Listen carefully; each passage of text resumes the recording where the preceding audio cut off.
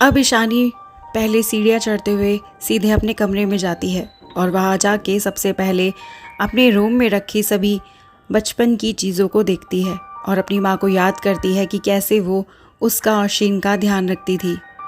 उन्होंने ईशानी और शीन को एक एक लॉकेट भी दिया था जो आज तक ईशानी के पास था। लेकिन अचानक से ईशानी की नज़र अपनी सबसे पुरानी और सबसे प्यारी डॉल पर गई जो बिल्कुल टूटी हुई थी। उसे देखकर ईशानी को गुस्सा आ जाता है और वो ज़ोर से गुस्से में चिल्लाते हुए नीचे आती है और अपने पापा से और श्रेया से पूछती है कि ये सब किसने किया।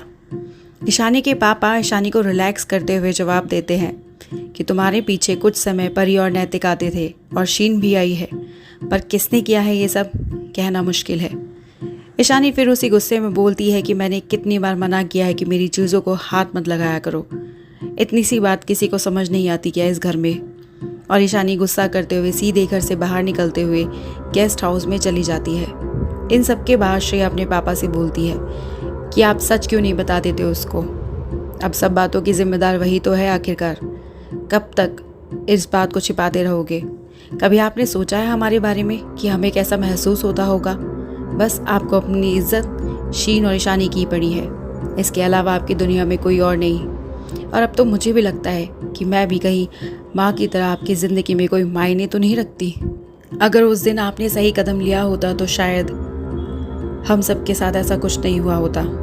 तभी पापा गुस्से में बोलते हैं, श्रेया अब तुम हद से बाहर जा रही हो। जिस बात से घर टूटने से बच सकता हो उसे छिपे रहने में ही भलाई है। श्रेया नाराज़ होते हुए बोलती है, ठीक है पापा, आप सब छिपा सकते हैं लेकिन अब मैं नहीं।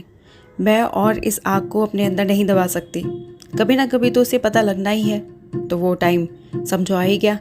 और रही मेरी बात, तो आपने कभी मेरे बारे में सोचा है कि मुझे क्या पसंद है, क्या चाहिए मुझे? कभी पूछा है मुझसे? खैर जाने दीजिए इन सब बातों को, अब कोई मतलब नहीं रहा है। आप जाओ, सो जाओ, काफ़ी रात हो चुकी है, अब सुबह बात करते हैं। वैसे भी इस हफ्ते आपकी प्यारी लाडली का बर्थडे भी तो है। मुझे पता है कि आप क्या करने वाले हो। चलो, मैं अब और कोई बहस नहीं करना चाहती। गुड नाइट पापा। उधर ईशानी गेस्ट हाउस में आ जाती है और अपने रूम में सोने जा ही रही होती है कि तभी अमन का फ़ोन आ जाता है। अमन चिंता करते हुए पूछता है कि तुम ठीक हो ना, तुम्हारी तबीयत ठीक है और वहाँ सब कुछ कैसा है? ईशानी लंबी सांस लेते हुए बोलती है, हाँ हनी, बस सफ़र की थोड़ी थकान है। पर अमन जोर देकर पूछता है, पर क्या? ईशानी फिर वही अंदाज में बोलती है कि ये सब मुझसे बहुत कुछ छिपा रहे हैं। नैतिक का बिहेवियर भी कुछ अजीब सा लग रहा है, वो मुझे कुछ भी बात साफ साफ नहीं बता रहा है और सब। खैर जाने दो, मुझे लगता है कि मैं कुछ ज़्यादा ही सोच रही हूँ। अमन चिंता करते हुए बोलता है कि क्या नैतिक में क्या? ऐसे कैसे जाने दूँ? हमने डिसाइड किया था कि हम छोटी सी छोटी बात शेयर करेंगे और अगर मैं उस समय ना मिलूँ तो तुम वॉइस नोट पर सब बातें रिकॉर्ड करोगी, याद है या भूल गई? और मुझे एक एक छोटी छोटी बात बताओगी। मेरा जानना बहुत ज़रूरी है। ईशानी हल्के से मुस्कुराते हुए कहती है, हाँ हनी, अब तुम ही नहीं बताओगे तो किसको बताऊंगी? वैसे मैं रिकॉर्डिंग करूंगी। और नैतिक वाला कुछ नहीं, बस आज उसने मेरे हाथ को जैसे टच किया वो बहुत अजीब था। मैं तुम्हें बताकर परेशान नहीं करना चाहती थी, इसलिए बस। अमन समझाते हुए बोलता है, ईशानी डोंट थिंक रॉन्ग, तुम्हें उसकी हालत भी समझनी होगी। उसने अपनी बीवी खोई है तो। ईशानी बीच में अमन को टोकते हुए कहते हैं, वेट अ मिनट, ये तुम कैसे कह सकते हो कि उसे अपनी बीवी को खोया है? उसकी बीवी मिल नहीं रही है, बस वो इस दुनिया में तो है, समझे? आइंदा ऐसे शब्दों का इस्तेमाल मत करना। अमन को लगता है कि अब ईशानी पर मेंटली प्रेशर आ रहा है, तो वो कॉल कट करने की बात करता है और बोलता है, ईशानी अब बहुत रात हो गई है और मुझे लगता है कि तुम्हें सो जाना चाहिए। सफ़र की थकान भी बहुत होगी, कल बात करते हैं आराम से। चलो, अच्छे बच्चे की तरह शांत मन से सो जाओ। चलो, गुड नाइट जान। और अमन ईशानी को फ़ोन पर ही किस करता है और फ़ोन रख देता है। जितना प्यार ईशानी अमन से करती है उससे कहीं ज़्यादा वो ईशानी को करता है और उसकी केयर भी करता है। और ये बात लगभग घर के सभी लोग जानते हैं। शायद तभी किसी ने भी ईशानी को अपने साथ रखने की ज़िद नहीं की। अब ईशानी अपना नेट वाला नाइट गाउन पहनती है और सोने चली जाती है। और थोड़ी देर बाद उसको एहसास होता है कि कैसे उसके बाथरूम के बाथटब का नल चल रहा है और उसमें से पानी बहे चला जा रहा है। वो उठती है और बाथरूम में जाकर देखती है तो उसको कुछ डूबता हुआ दिखता है, लेकिन वो उसको देख नहीं पाती क्योंकि सब उसकी नज़रों के सामने तो था। लेकिन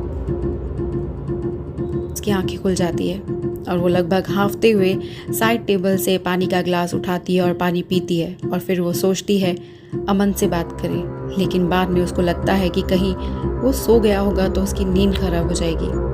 फिर उसे अचानक से याद आता है कि अमन ने उसे कहा था कि अपने साथ हो रही हर वो घटना जो उसे परेशान करती हो उसको रिकॉर्ड करे। तो फिर इस सपने को रिकॉर्ड कर लेती है और अपने सूटकेस से रेड वाइन की बॉटल निकालती है और एक ग्लास वाइन का लेती है। अब ईशानी उन रोमांटिक पलों को याद करती है जब वो और अमन एक दूसरे में खोए रहते थे। कैसे वो सुबह को हल्के से उसकी क्विल्ट को उतारता था और फिर धीरे धीरे उसके ईशानी को किस करते हुए उसे अपनी बाहों में भर लेता था। और उसका रोमांस यहीं ख़त्म नहीं होता था। जब वो किचन में काम कर रही होती थी तो कैसे पीछे से आकर उसको अपनी बाहों में भर लेता था।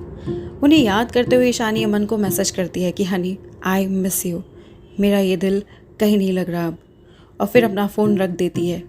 अब ऐसे न जाने कितने ही पलों को वो याद करती करती वही टेबल पर सो जाती है।